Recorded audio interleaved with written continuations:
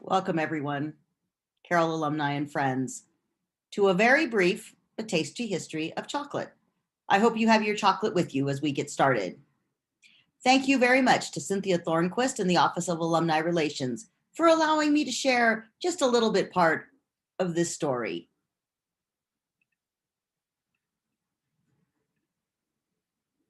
My name is Jeanette Fregulia, and I'm Associate Professor and Chair of the Department of History right here at Carroll College. The top image is of my students in Havana, Cuba in January 2018, and below is a timeline of our topic today. The history of chocolate is, not surprisingly, a subfield of the larger field of the history of food, as food has always played an important part in culture and in history. What we eat, how we eat it, who we eat it with, what we don't eat, and the rituals associated with dining give historic and cultural clues, not just of our own past, but of our shared human past as well. Around 2,000 years ago was the discovery of the tastiness of the cacao tree, indigenous to the tropical rainforests of the Americas. You can see on the map on this slide. The cultures of Mexico and Central America were in fact the first people known to have made chocolate. Later, Spanish conquistadors brought the seeds back to Spain, and with it, new recipes were created. Eventually, chocolate's popularity spread, not just throughout Europe, but throughout much of the world. Since the 16th century, new technologies may have changed its texture and taste, but nevertheless, chocolate remains one of the world's favorite flavors. And you'll notice the chocolate shoes at the bottom. No doubt, for looking, not for eating. A little bit of the science of chocolate. The cacao tree is small and native to the rainforest understory. It likes strict climatic conditions that are on the next slide. And propagation depends on its interaction with other rainforest dwellers, like the adorable little green frog there. It is best suited to survival in the wild. Cacao trees, as just mentioned, are very picky about their environment. They like regular rainfall, steady warm temperatures and high humidity, definitely not indigenous to Montana, partial shade, rich, well-drained soil, and a canopy of trees for protection, and maybe a sloth. If these needs are not met, the cacao trees will simply stop producing. As chocolate moved out of its region of origin and into the lives of people on distant shores, new aficionados had to deal with chocolate's bitter taste. To find out a bit more about this, I talked to the chemistry department at Carroll. It turns out taste is influenced by both chemical and cultural forces. Scientifically, my taste receptors, your taste receptors, interact with food molecules that send information to the brain. People have different numbers and types of taste receptors, so people sometimes taste the same food quite differently. For example, I love cilantro. My TA in the history of global topics this semester thinks it tastes like soap. The ancient peoples of Mesoamerica were the first to drink chocolate as a bitter beverage, and that's how they consumed it. It also played an important role in their religious and social lives. It was first recorded to have been used by the Maya during their classical period, sometime between 250 and 900 CE. The Mayans and other groups throughout Mesoamerica sometimes took trees from the rainforests, sometimes grew them in their own backyards, but it wasn't planned cultivation like we have today. The beans were then fermented and roasted, or the seeds were ground into a paste. The paste was then mixed with water, chili peppers, cornmeal, and other ingredients, but not sugar, to make a slightly bitter chocolate drink.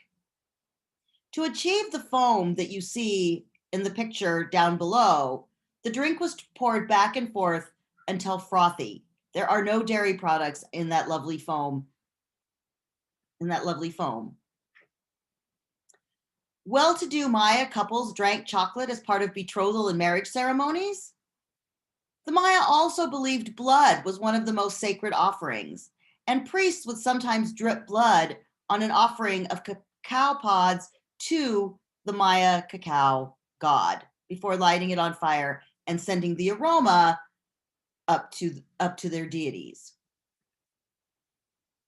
Ancient Mayan artifacts show people collecting cacao for chocolate, which is how we know a little bit about how it was collected, although archaeologists are unsure how the Maya first learned about cacao, and more importantly, how they learned that it was not poisonous and therefore deadly. By 1400, it was the Aztec Empire that dominated a sizable part of Mesoamerica. They traded with the Maya and others for cacao.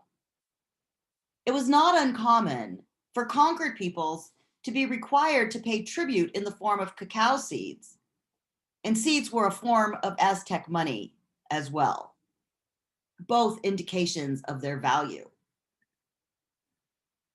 The Aztec, like the Mayans, consumed chocolate bitter seasoned with spices, and if you ever have a chance to try chocolate mixed with chilies, I highly recommend it.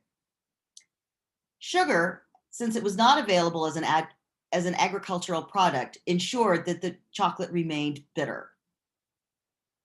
In addition, most people could only drink chocolate on special occasions.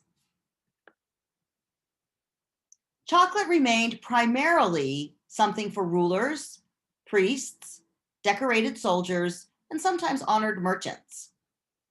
And as priests presented cacao seeds as offering to the gods and served it during religious ceremonies, it was not for the common person like it is today.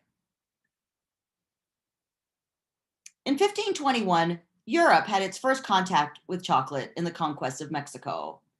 Cacao became one of the spoils of war, and this expensive import went first to Spain. Initially, Cortez and others did not like it. In time, people could not get enough of the new drink. I think part of that was because it came from a far-off place and was very different from anything that Europeans had ever tasted, much like coffee. For 300 years, it remained a beverage for the elite. As a side note, there were chocolate houses in England, and in the beginning, they were only open to men, not for women. Women were not permitted. In 1444, legend has it that a group of Dominican friars introduced chocolate to Prince Philip of Spain. And sadly, starting in the early 1600s, it was enslaved people that provided labor for chocolate plantations. The Spanish also doctored the brew with cinnamon, spices, and in time with sugar. To keep up with the demand for both cacao and sugar, colonial plantations were established. While there were some wage laborers, the truth is that most plantations for coffee, sugar, and cacao were worked by slaves whose lives were harsh indeed. In the early 1700s, a hydraulic machine was invented to grind cacao seeds, and by the 1800s, mass production of solid chocolate candy arrived. This made chocolate more affordable to a broader public. In 1815, alkaline salts made chocolate darker and milder in flavor. And in 1875, Daniel Peter and Henri Nestle created milk chocolate.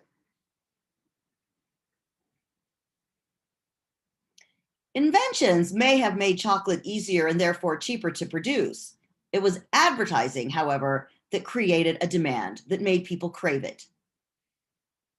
The 19th century armed forces of England under Queen Victoria helped spread chocolate worldwide, just as they spread the message of British imperialism.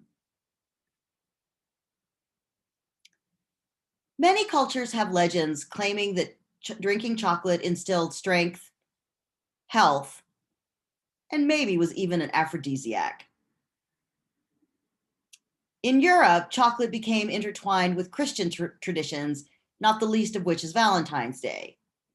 In fact, the Catholic Church declared that drinking chocolate during Lent was okay because it was a drink. Even today, as we close this conversation on the history of chocolate, it should be pointed out that in many cacao growing countries, people remain impoverished. I submitted a link to the alumni office that shows a group of workers in the Ivory Coast who had harvested cacao seeds their entire life, but had never tasted chocolate because it was too expensive. They had no idea what it tasted like. So the next time you reach for a chocolate bar, I might ask you to consider where it came from. I might ask you to choose something that's listed as fair trade, ensuring that the workers are well paid for their labor and that the environment is protected. I hope you enjoyed this brief dash through the history of chocolate. Maybe we'll do it again sometime with coffee or some other exciting food stuff. Enjoy the rest of these activities planned for Spirit Week, and thank you to all of our alumni from Carroll College for all that you do.